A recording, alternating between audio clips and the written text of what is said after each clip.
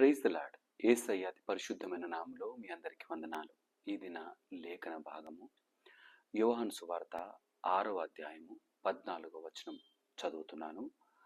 ఆ మనుషులు యేసు చేసిన సూచక క్రియను చూచి నిజముగా ఈ లోకమునకు రాబోవు ప్రవక్త ఈయనే అని చెప్పుకొనిరి. 5,000 మంది పురుషులే ఉన్నారు అక్కడ ఉన్న వారందరికీ ఆయన ఆహారం పెట్టేసరికి వారి ఆలోచనలు ఏమని అంటున్నారంటే, రాబోవు ప్రవక్త ఈయనేమో అంటూ అక్కడ పలుకుతున్న మాట. అయితే ఇందులో విశ్వసించిన వారు ఎంతమంది అంటే కొంతమందే. చాలాసార్లు యేసయ్యను ఏ విధంగా మనం చూస్తున్నాం? డాక్టర్గా చూస్తున్నామేమో, ఫైనాన్షియల్గా చూస్తున్నామేమో, ఆయన ఎంప్లాయ్మెంట్ ఇచ్చే ఉద్యోగాలు ఇచ్చే వానిగా చూస్తున్నామేమో, లేదా బిజినెస్ మనకిచ్చే వానిగా చూస్తున్నామేమో. మనకు కావలసిన వాటి కొరకు మాత్రమే ఆయన వైపుకు చూచే వారముగా ఉంటే వాటిని తప్పకుండా పొందుకుంటాం. కానీ లోకానికి ఆయన ఎవరని నువ్వు చెబుతున్నావు? నాకు డబ్బిచ్చాడు కాబట్టి, నాకు ఆర్థికమైన బలం ఇచ్చాడు కాబట్టి, ఆర్థికంగా బలం కావాలనుకున్న వారు ఆయన దగ్గరికి రండి అంటావా? లేదా నాకు ఆరోగ్యం ఇచ్చాడు కాబట్టి ఆరోగ్యం ఇచ్చేవాడు ఆయనే అంటూ అనేకులకు చెప్పే వారముగా ఉంటున్నామా? లేదా ఉద్యోగం అడిగినప్పుడు, వ్యాపారం అడిగినప్పుడు కావలసినవి నాకు ఇచ్చాడు అంటూ ఇతరులకు చెబుతున్నామా? ఆయన రక్షకుడు అన్న సంగతి చెప్పగలుగుతున్నామా? ఆయన మన కొరకై కలువరి శిలువలో బలియాగమైనాడు అనే మాట చెప్పగలుగుతున్నామా? ఆయన కొరకు నేను బ్రతుకుతున్నాను అనే మాట చెప్పగలుగుతున్నామా? వారు సూచక క్రియ చూసి చెప్తున్నారు ఈయన రాబో ప్రవక్త అని.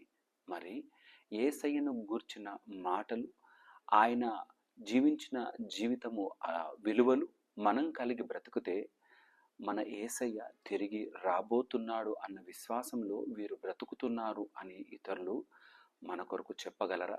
చెప్పి ఆ యేసయ్య దగ్గరికి రాగలరా? మనం ఏం చెబుతున్నాం? ఏ విధంగా యేసయ్యను అర్థం చేసుకుంటున్నాం? సమస్యలప్పుడు సమస్యలను మాత్రము తీర్చేవానిగా చూస్తే ఆయన ఆ సమస్యలను తీర్చిన తర్వాత ఆయనతో పని లేదిక. ఆయన మనకిచ్చినది రక్షణ భాగ్యం అన్న సంగతి మర్చిపోవద్దు. ధనం తరిగిపోవచ్చు, ఆస్తిపాస్తులు తరిగిపోవచ్చు, మనకున్న ఆరోగ్యం పోగొట్టుకోవచ్చు, కానీ రక్షణ పోగొట్టుకోవడానికి వీల్లేదు. ఆ రక్షణ కర్తను దూరం చేసుకోవడానికి వీల్లేదు. ఆయనతో కలిగి కొనసాగే వారంగా మనం ఉందాం. నువ్వే విధంగా గుర్తిస్తావో అదే విధంగా ఆయన్ను వెంబడిస్తావు. ఆయన రక్షకుడైతే ఆ రక్షించే దేవుని సన్నిధానంలో ఆయన్ను బహుబలముగా పట్టుకొని ముందు కొనసాగుతావు. ఈ యొక్క ఉదయకాలం నీవు ఏ విధంగా చెబుతున్నావు?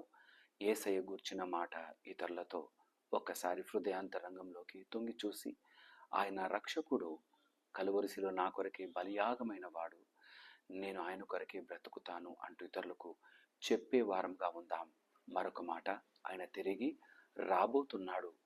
ఈ మాట ఇప్పుడు ఎంతమందికి జ్ఞాపకం ఉన్నది? ఆయన మరొకసారి రాబోతున్నాడు. ఆయన యందు విశ్వసించిన వారందరినీ కొనిపోతాడు. ఈ రెండవ రాకడను గూర్చిన మాట మనము హృదయంలో దాచుకొని నమ్మకంగా ఆయన కొరకు బ్రతికే వారంగా ఉందాం. దేవుడి మాటలు దీవించి ఆశీర్వదించునుగాక. ఆమేన్. తల వంచుదామా? ప్రార్థన చేసుకుందాం. మా ప్రియ యేసయ్య మీకే వందనాలు. అవునా తండ్రి, మేము చాలాసార్లు మాకు కలిగిన గొప్ప కార్యాలను బట్టి మాత్రమే చూస్తున్నామేమో. నా తండ్రి, మేము నిన్ను నిజరక్షకునిగా, విమోచకునిగా, మా పాపముల నుండి దూరపరిచి మమ్మల్ని బహు గొప్పగా పరిశుద్ధంగా బ్రతికించే జీవితం ఇచ్చి నా తండ్రి, నీవు అనేకులకు చెప్పులాగున మాకు సహాయం దయచేయవా? యేసయ్య, ఈ యొక్క వాక్యం విన్న ప్రతి బిడ్డ హృదయంలో నా తండ్రి యొక్క మాటలు నీరు కట్టి ఫలింపజేయండి. నా తండ్రి, అనుమానంతో కాకుండా నా తండ్రి మేము నమ్మకమైన విశ్వాసంతో నిన్ను కలిగి కొనసాగుటకు సహాయం దయచేయండి. మేము ఏవో కొన్ని అవసరాల కొరకు నిన్ను వెంబడించే వారంగా కాకుండా ఏది ఉన్నా ఏది లేకపోయినా కేవలం నా తండ్రి నీ సన్నిధానంలో నీ రక్షణను మాత్రమే మేము అనుభవిస్తూ ఏది లేకపోయినా సరే నీ కొరకు బ్రతికే వారముగా మమ్మల్ని స్థిరపరచమని ప్రార్థన చేస్తూ అట్టి నమ్మకమైన విశ్వాసంలో మమ్మల్ని ముందుకు నడిపించమని యేసయ్య నామమున అడిగి ప్రార్థించి వేడుకుంటున్నాము నా తండ్రి. ఆమేన్. దేవుడు మిమ్మల్ని అందరినీ దీవించి ఆశీర్వదించును గాక. ఆమేన్. అందరికీ ప్రైజ్ ది లార్డ్.